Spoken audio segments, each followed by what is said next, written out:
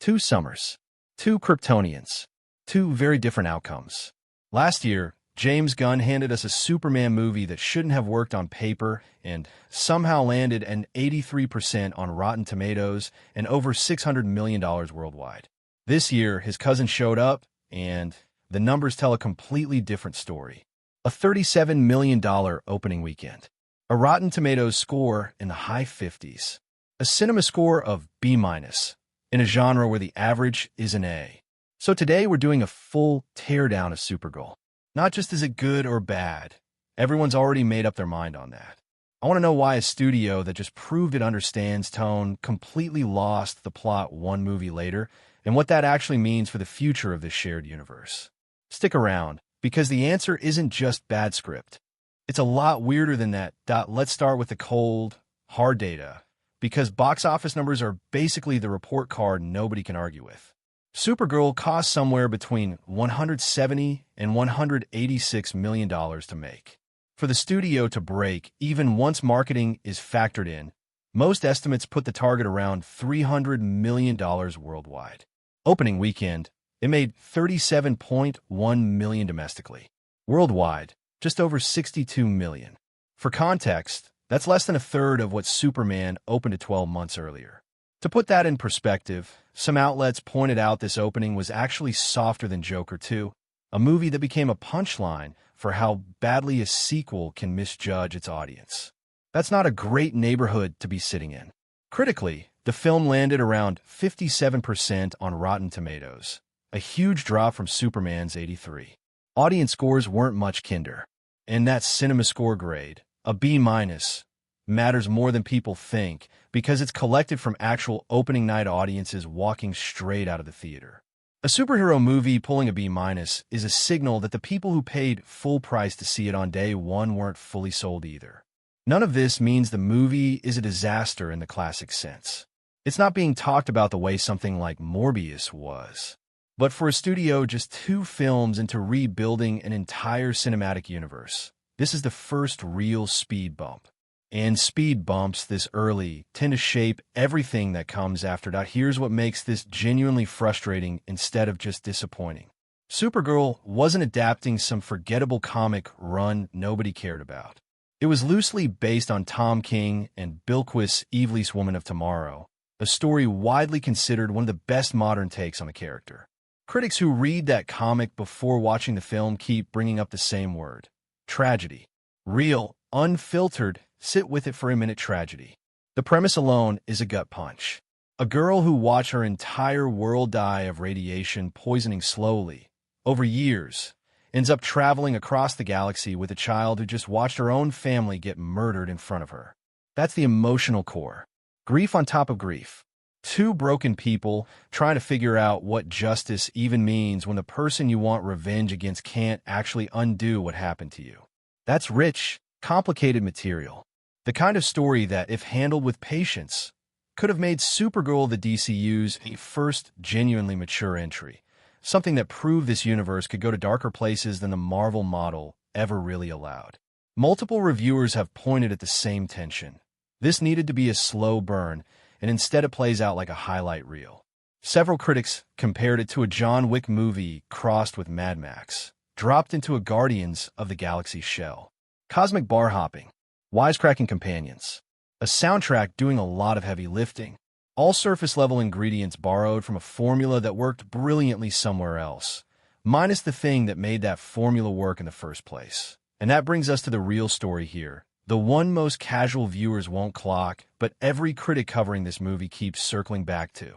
Supergirl wasn't written or directed by James Gunn. Ana Nogueira wrote it. Craig Gillespie directed it. Gunn's involvement was as a producer and the architect of the wider universe. But almost every single review of this film makes the same observation. It feels like someone studying James Gunn's filmography from the outside, copying the visible ingredients, without understanding why those ingredients work. Think about what actually makes a Gunn script land. The jokes in Guardians of the Galaxy aren't just jokes. They're armor covering real wounds. Rocket's aggression is trauma. Peter Quill's mixtape nostalgia is grief dressed up as nostalgia. The needle drops aren't just fun music cues. They're timed to hit emotional beats that the script has already earned. Supergirl borrows the aesthetic. The oddball supporting cast, the alien mercenary played for laughs, the soundtrack doing the emotional signaling for the audience instead of the writing. But several critics point out that the trauma here gets stated instead of shown. Characters literally say out loud what the story should be demonstrating.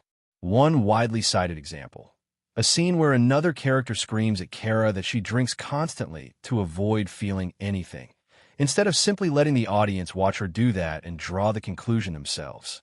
This is the difference between telling and showing that every screenwriting class hammers into students in week one. And it's happening in a movie backed by one of the most successful writer-directors currently working in the genre. That's the part that stings. Not that the studio doesn't know how to do this well. They proved they do one movie ago. It's that greenlighting someone else's vision apparently doesn't guarantee the same care gets applied twice. If you want one moment that critics keep coming back to as the encapsulation of everything wrong here, it's the film's climactic emotional beat. The moment Supergirl fully becomes the hero the story has been building toward, scored, according to multiple reviewers, with a cover of a well-known 2000s pop rock anthem about getting through hard times. Now, on paper, that's a very James Gunn move. Needle drops during emotional peaks are basically his signature. But the difference is context. In Guardians, those song choices usually land because the movie has spent real time building the relationships underneath them.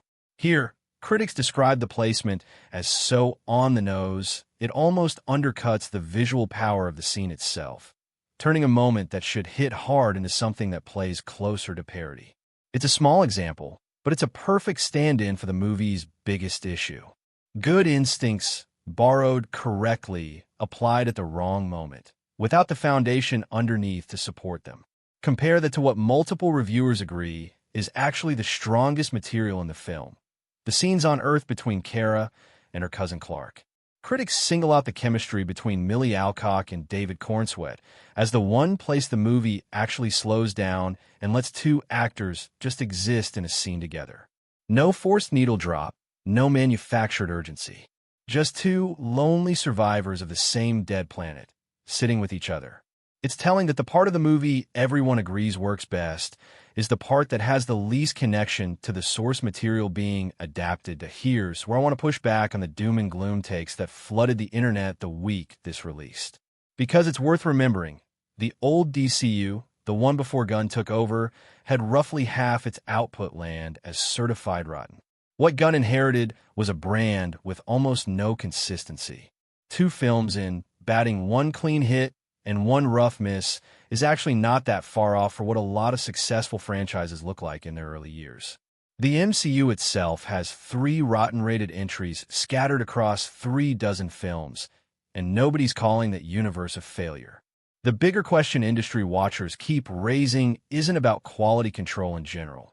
It's specifically about what happens when Gunn isn't the one writing or directing.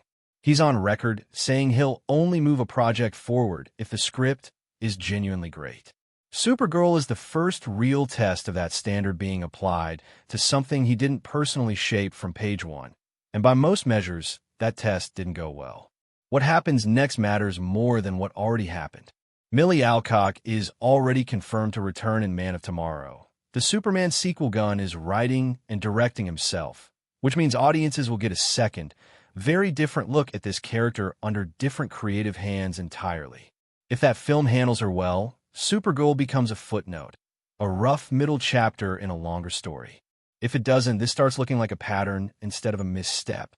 There's also a less flattering read some critics are pushing back against.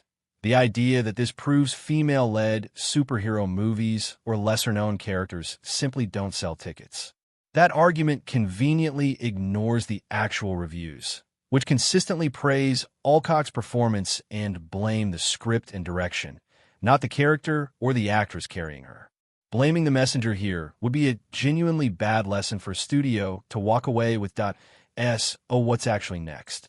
Clayface arrives in October, a much smaller R-rated horror project with a fraction of Supergirl's budget, which honestly takes a lot of pressure off it commercially. Nobody expects it to be a blockbuster, which might actually free it up to just be a weird, confident little movie. Then in 2027, the real test lands. Man of Tomorrow, Gunn's own Superman sequel, bringing back David Cornsweet and adding Nicholas Hoult as Lex Luthor. This is the one where there's nowhere to hide. Gunn wrote it, Gunn is directing it, and it's the follow-up to the film that actually worked. If that movie stumbles too, then yes, we're having a very different conversation about this universe's foundation. If it delivers, Supergirl becomes exactly what most franchises have somewhere in their run. The one everybody quietly agrees to skip on rewatch nights. The honest takeaway right now is that it's too early to declare the DCU broken off the back of one shaky sequel. But it's also too late to pretend this was a fluke nobody could have predicted. The warning signs were visible before release. The shifting release date, reports of reshoots, a composer change late in production. Those are usually symptoms, not causes. Something behind the scenes wasn't settled, and it shows up on screen exactly the way you'd expect it to at the end of the day. Here's the frustrating truth about Supergirl. This isn't a movie that fails because nobody involved had talent. Millie Alcock is being praised across almost every single review, even the harshest ones. The practical alien effects are getting singled out as some of the best work of the year. The Krypton material, brief as it is consistently called the most interesting stretch of the film. What's missing is patience. The willingness to sit inside a hard feeling instead of rushing past it to the next joke or the next needle drop. Superman proved this new DCU could take real risks and have them pay off. Supergirl proves that formula isn't automatic just because the studio's name is attached. The real test isn't this movie. It's the next one. And in 12 months, we'll know whether Supergirl was a stumble on the way somewhere good or the first crack in something bigger. If you want the full breakdown on Man of Tomorrow the second any new details drop, that's exactly what this channel is built for. Subscribe, and I'll see you in the next one.